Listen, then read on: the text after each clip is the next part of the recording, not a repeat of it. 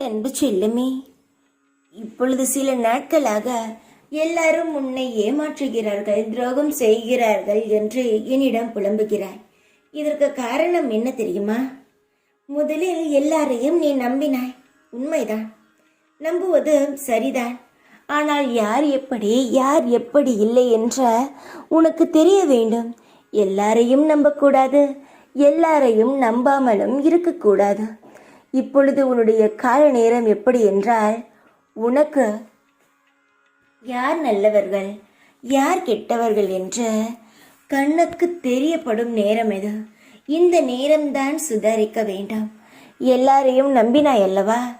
எல்லாரிடமும் உன்னுடைய குடும்பத்தின் நியாயத்தையும் இதையெல்லாம் சொல்லினாய் அல்லவா? இனி சொல்லக்கூடாது.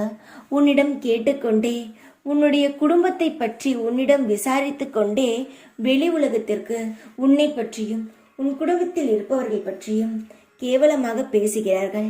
இவர்கள் எல்லாம் நீ புரிந்து கொள்ள வேண்டும் என்பதற்காகத்தான் இந்த சூழ்நிலை. இப்பொழுது நீ ஏமாறுகிறாய் என்றாய். உனக்கு நீ இந்த உலகத்தை முழு கண்ணாய் திறந்து பார்க்க வேண்டும் என்பதற்காக மட்டுமே. சுற்றி 1000 பேர் இருக்கலாம், ஆனால் 1000ல் ஒருவன் உன்னை நோட்டம் விடுவதற்காகவே உன்னிடம் இருக்கலாம். அதை தான் நான் காட்டிக் கொடுக்கிறேன்.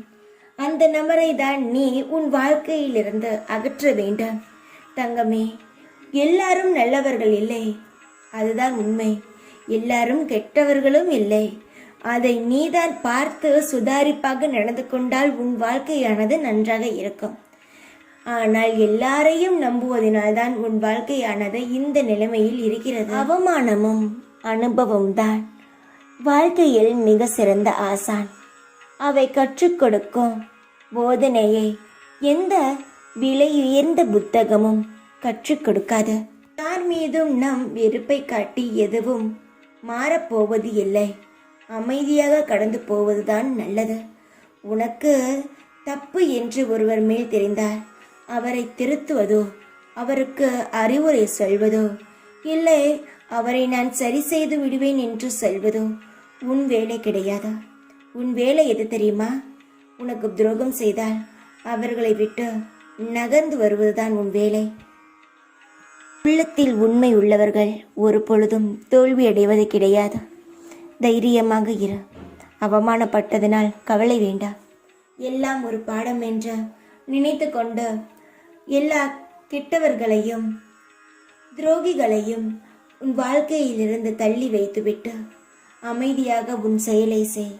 எல்லாம் நல்லதே நடக்கும்.